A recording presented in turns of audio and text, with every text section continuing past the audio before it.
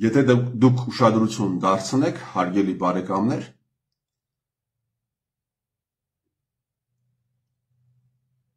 գաղտնալսումների թեման քննարկելու ժամանակ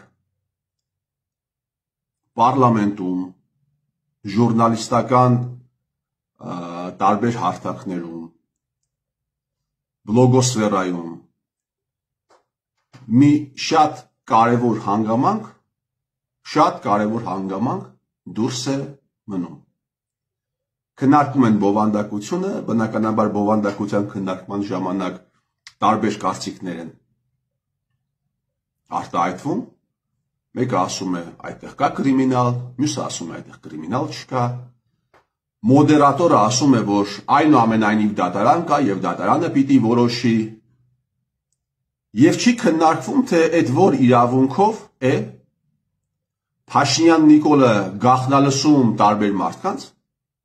այդ որ իրավունքով, ով է տվել այդ սանկցիան, որ դատարանն է տվել այդ սանկցիան, այս հարցը մնում է դուրս, այս հարցը մնում է ստվերում, եւ նաեւ չի բարձրացնում այն հարցը, թե որ մարմինն է գաղտնալսում եւ էլի ինչ իրավունքով։ Տեխնիկապես գաղտնալսման ակտը իրականացնողը որ մարմինն է։ Ազգային անվտանգության ծառայության տնօրենին, հարգելի բարեկամներ, դուք լսել եք որևէ անձնավորություն, դուք լսել եք որևէ դեպուտատ, որևէ դաշնակ մաշնակ այս հարցը տա։ Բազմաթիվ անգամներ են եղել, երբ ազգային անվտանգության ծառայության տնօրենը Ես ձեզ պիտի հիշեցնեմ, որ ազգային անվտանգության ծառայությունը դա կառավարության ենթակա մարմին է, վարչապետին ուղիղ ենթակա մարմին է, իսկ վարչապետի գործունեությունը ուղիղ վերահսկվում է Հայաստանի Հանրապետության ազգային ուղիղ պետք է վերահսկվի ըստ օրենքների Հայաստանի Հանրապետության ազգային ժողովի կողմից։ Դուք լսել եք որևէ падգամավոր ազգային անվտանգության ծառայության տնօրենին դեմ տա այս հարցը։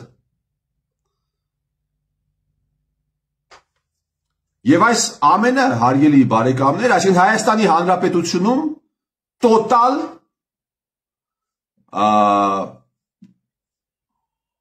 լսվում են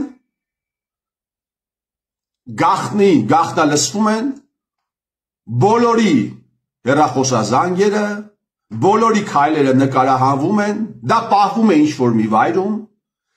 եւ հետագայում ըստ հարմար առիթի Հայաստանի Հանրապետության 16-րդ վարչապետի կողմից դրանք հրապարակվում են, ասում են համացանցում տարածվել է, հա, դրանք հրապարակվում են, հետո հարուցվում է քրեական գործ, մինչև գործ հարուցվելը սկսում է այդ թեման սկսում է ակտիվ քննարկվել մեդիա սֆերայում, բլոգոսֆերայում, բնականաբար առանց ազգային անվտանգության ծառայության անունը հիշատակելու,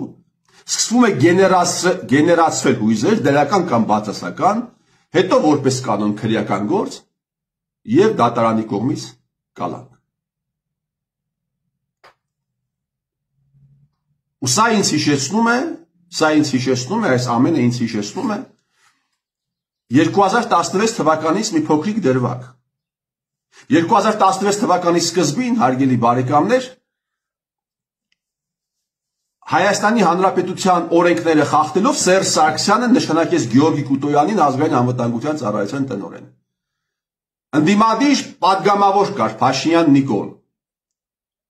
Ինչ միացնում էր Փաշինյան Նիկոլի ձայնն էր դուրս գալիս, ընդդիմադիր բողոքական։ Օրենքները խախտելով նշանակվեց ԱԱԾ տնօրեն, նա պիտի ըստ օրենքի բանակում ծառայած լիներ, նա պիտի ըստ օրենքի գլխավոր խմբի պաշտոն զբաղեցրած լիներ ԱԱԾ-ում 3 տարի, կամ բարձրագույն խմբի պաշտոն, ամեն ինչը խախտելով նշանակվեց։ Եվ տպավորություն էր, որ ահա այս թեմայի վերաբերյալ Փաշինյան Նիկոլը հիմա պիտի պատռի Հայաստանի Հանրապետության նախագահային կառավարությանը, ազգային անվտանգության ծառայությանը, բայց զերո արձագանք։ Զերո արձագանք եւ հետաքրքիրը, գիտեք որն էր։ Հետաքրքիրը այն էր, որ դրանից մի որոշ ժամանակ անց Փաշինյան Նիկոլը դատի տվեց ազգային անվտանգության ծառայությանը, գիտեք ինչի համար, որովհետեւ ինքը ուզեցել էր մտնել ձերբակալվածների պահպանման վայր, բայց ԱԱՑ-ն իրեն թույլ չէր տվել։ Եվ որպեսզի իր լռությունը ինչ որ կերպ մաքրի, ինքը դատի է տալիս ազգային անվտանգության ծառայությանը։ Սա իհարկե էլի քայլ էր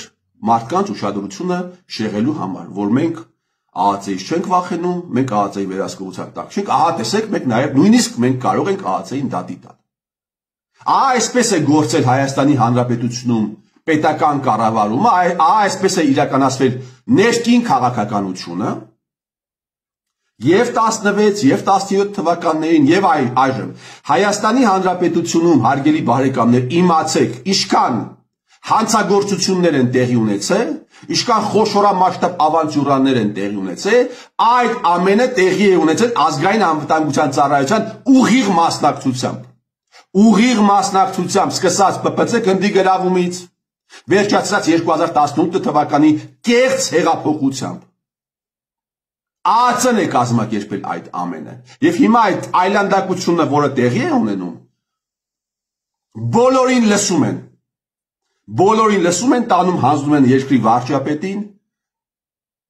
եւ նայել այդ ամենը ըստ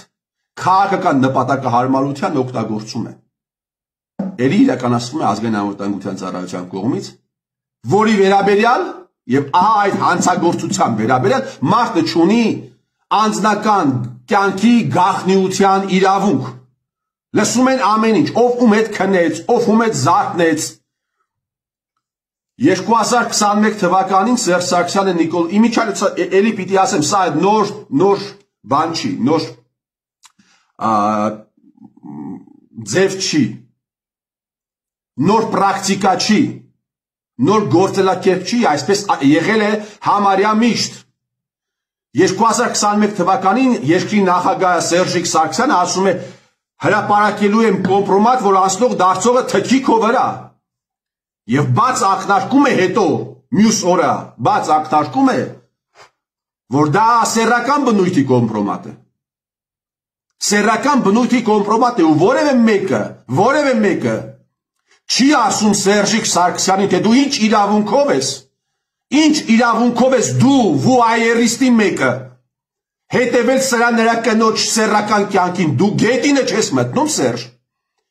Որևէ մեկը այդ հարցը չի տալիս։ Ու նաև որևէ մեկը չի տալիս իրեն այլ հարց։ Այդ կոմպրոմատ ունեիր,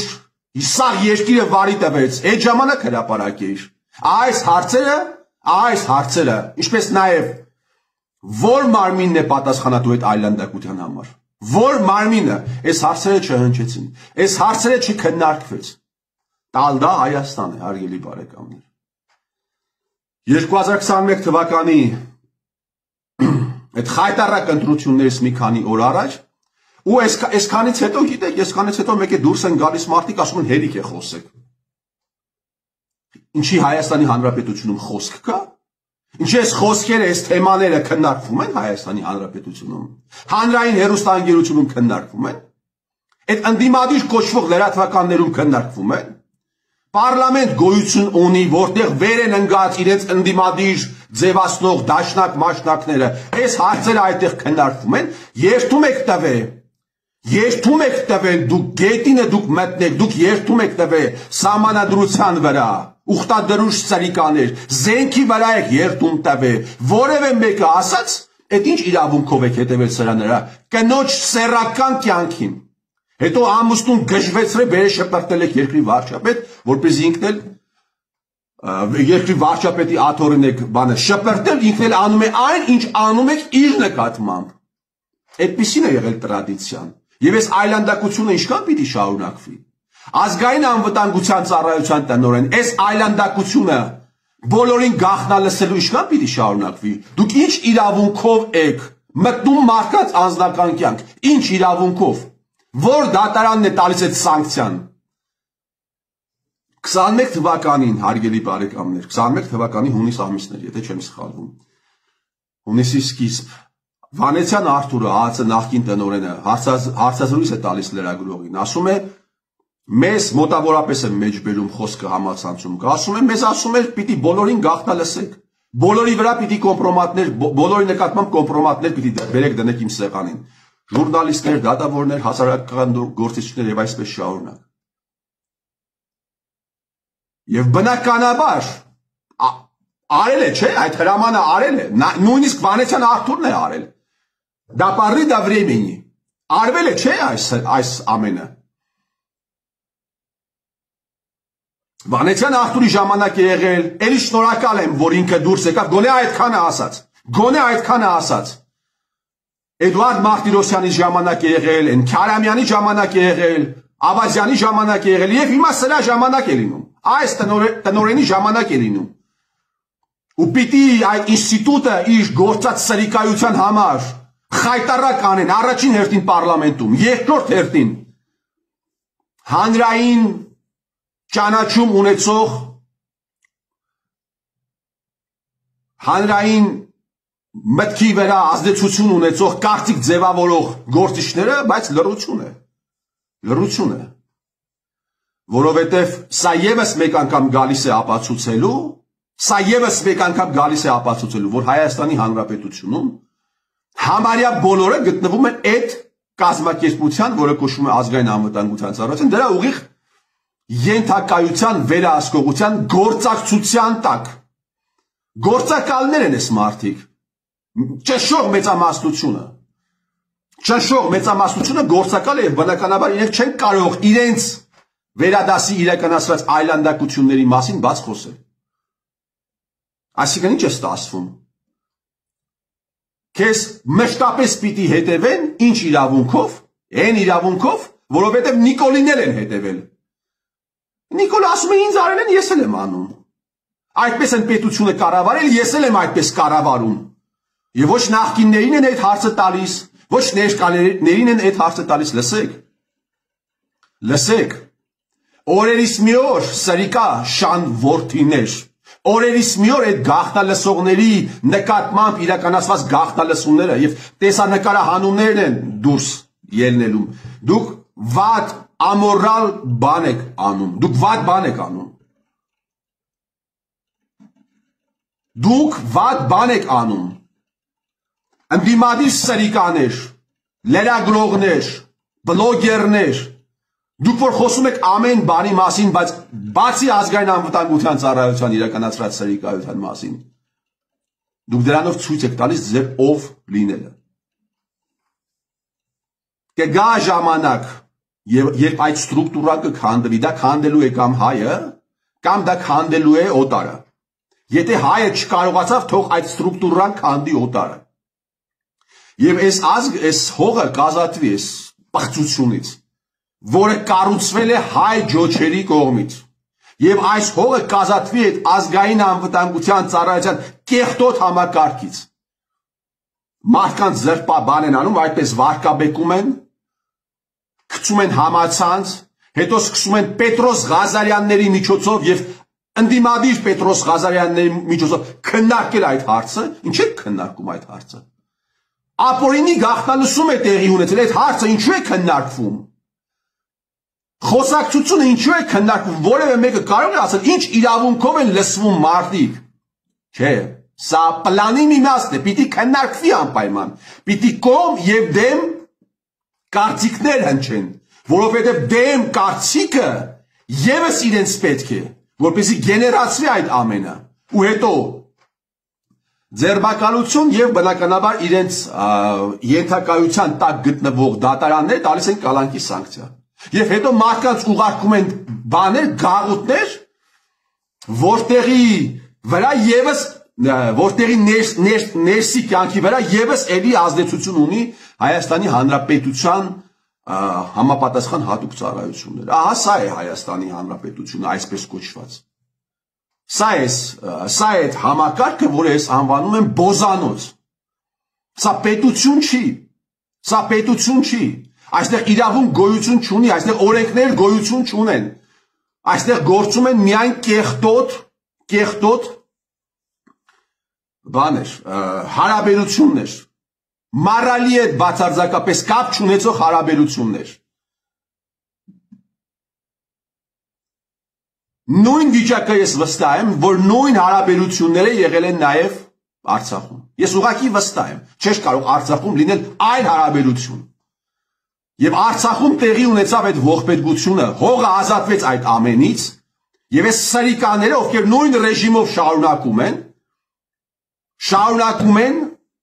ինչ եք ուզում դուք, որպեսզի Հայաստանի Հանրապետությունում տեղի ունենա այն ինչ տեղի ունեցավ Արցախում, դա եք ուզում, որին նայում է սպիտակած մազերով, լակոտ լուկուտել չեն, էլի, որ 20 տարեկան լինի, 18 տարեկան լինի, ասես հադ է, երեխա է չի հասկանում, պատանի է չի հասկանում, որին նայում ես սպիտակած մազերով 50, Փաշինյան Նիկոլ սպիտակ մազերից հետ ամաչի։ Փաշինյան Նիկոլ, երբ ամեն անգամ բերում դնում են ինչ-որ մեկի, ինչ-որ մի գործի նկատմամբ սեռական բնույթի կամ այլ բնույթի կոմպրոմատ են բերում դնում քո սեղանին եւ դու նայում ես լուայերից տականք, դու վատ չես զգում քեզի։ Դու վատ չես զգում, ինչ անենք կրակնենք ընկել, որ քո կնոջ նկատմամբ են արել կամ քո նկատմամբ էլ Սերժիկն է արել։ Հիմա դու պետք է մուրը հանես այս ժողովրդից, մնացած մարդկանցից, Սերժ Սարգսյան,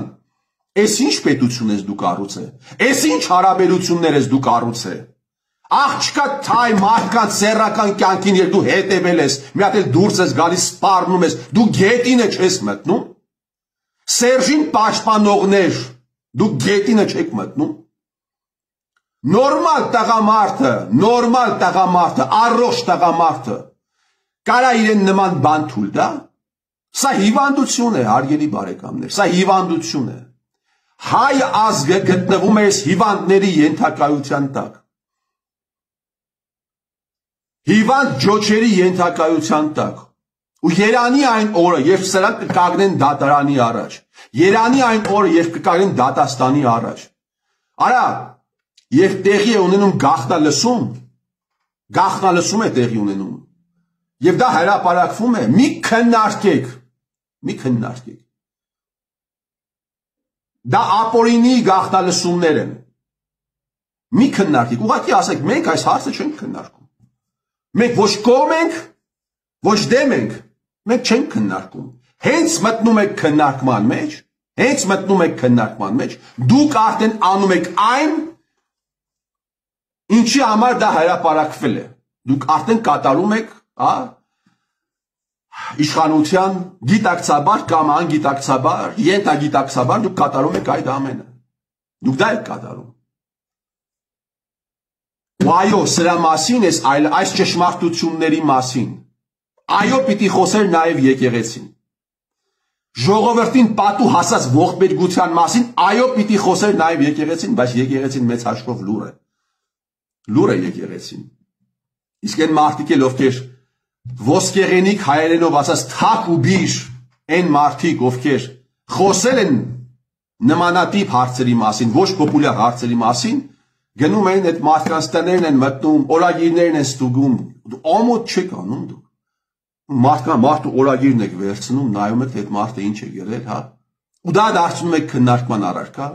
ու դա դարձնում եք դատարանում լսումների առարկա, ու սա անում է հայը։ Ես խորը կասկածում եմ, որ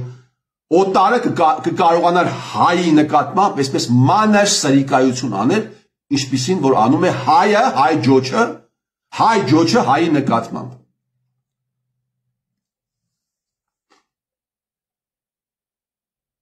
Ու ինչքան պիտի սա շարունակվի։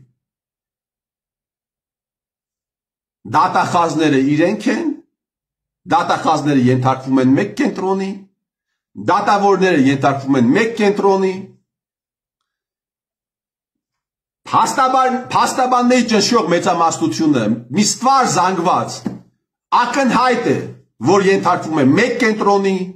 քրեական հեղինակություն կոչվածները մեծամասամբ ենթարկվում են մեկ կենտրոնի, ընդդիմադիր քաղաքական գործիչները մեկ կենտրոնի, ժուրնալիստները մեկ կենտրոնի, ու սա ինչքան պիտի շարունակվի։ Այս համակարգը փլվելու է։ Լավ իմացեք, այն մարդիկ, ովքեր ծառայել են, անպայման այդ մարդկանց անունները բաց հրապարակվելու են, եւ ձեր մասին ֆիլմեր են նկարանվելու, մուլտֆիլմեր են նկարանվելու, ու ձեր երեխաները, ձեր կանայք, կոլաբորանտ սրիկաներ, ձեր ծնողները, ձեր քաջերը ամաչելու են, որ որևէ առնչություն են ունեցել ձեզ հետ։ Այս հին տանջված, հինավուրց տանջված ժողովրդին, այսքան բաների միջով անցած, կարելի էր այսքան անել այսքան մարդկանց գլխի, կարելի էր այսքան բան անել։ Ես ձեր տիրոջ մերը